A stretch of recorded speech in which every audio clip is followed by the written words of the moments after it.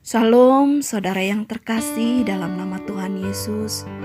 Renungan firman Tuhan pada hari ini saya boleh ambil dalam Markus pasalnya yang ke-9 ayat yang ke-22 sampai 23. Demikian firman Tuhan saya boleh bacakan bagi kita sekalian.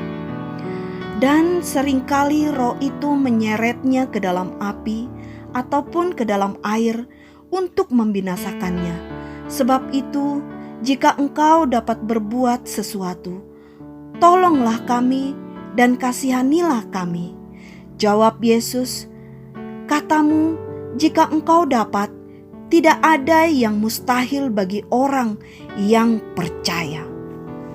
Firman Tuhan ini menceritakan bagaimana seorang ayah yang menjelaskan kondisi yang mengenaskan tentang sakit ayan yang diderita anaknya sejak kecil. Tahun demi tahun berlalu, kondisi anaknya tidak membaik. Ia memohon kepada Tuhan Yesus sekiranya ia dapat berbuat sesuatu untuk menolong anaknya.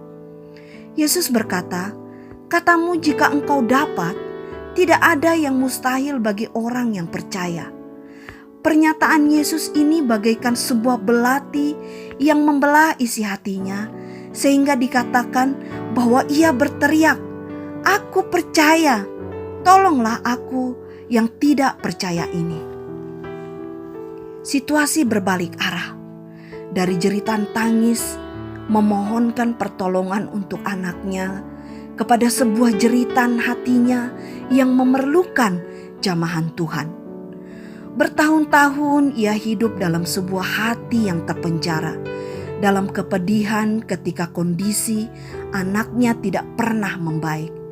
Namun tiba-tiba sebuah jeritan hati yang dilawat Tuhan telah mengubah situasi yang ada.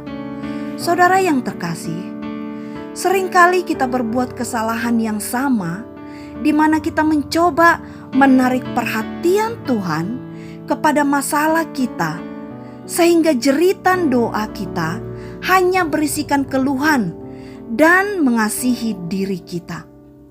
Berseru agar Tuhan mengubah situasi yang ada lebih daripada mengubah hati kita yang tidak benar di hadapannya. Kita berfokus pada kerinduan hati untuk melihat mujizat Tuhan, namun kita tidak tertarik pada kerinduan hati untuk menerima lawatan Tuhan. Hasilnya, situasi tidak membaik dan mujizat tidak terjadi. Lalu kita mulai bertanya, "Di manakah Engkau Tuhan?"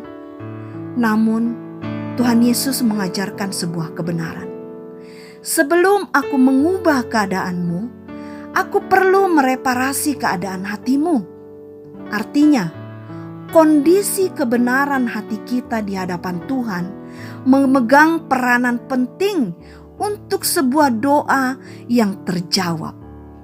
Firman Tuhan katakan, doa orang yang benar bila dengan yakin didoakan sangat besar kuasanya. Berapa lama kita tenggelam dalam kemelut yang sama tanpa perubahan apapun. Saudaraku, berapa banyak kita datang kepada Tuhan dalam sebuah keraguan dan mempertanyakan kuasanya. Marilah kita membuka hati kita untuk mengalami lawatan Tuhan. Ingatlah saudaraku, jeritan hati yang telah direparasi Tuhan akan melahirkan kuasa yang mengubahkan. Biarkan ia membereskan borok-borok hati kita dan mengisi kekosongan yang ada dengan iman yang melahirkan kuasa yang mengubahkan. Sebab Yesus berkata, "Jikalau kamu berkata kepada gunung ini, beranjaklah dan tercampaklah ke dalam laut, hal itu akan terjadi." Kitalah yang mencampakkan gunung persoalan tersebut dengan kekuatan kuasa Tuhan di dalam diri kita masing-masing. Kebenaran hati kita di hadapan Tuhan menjadi password yang akan menjadi kunci membuka kuasa surga turun atas hidup kita.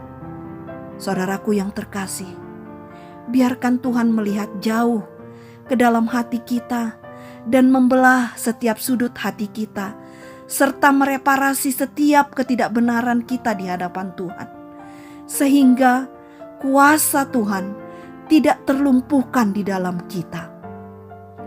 Marilah kita berkata, Tuhan, selidikilah dan ubahlah hatiku sebelum Engkau mengubah kehidupanku. Amin untuk firman Tuhan. Mari kita sama-sama berdoa. Bapa, ubahkan hati kami menjadi baru, sebab kami sadar itulah yang akan membawa perubahan dalam hidup kami. Karena Engkau berkenan melakukan mujizat-Mu dalam hidup kami. Dalam nama Tuhan Yesus. Haleluya. Amin.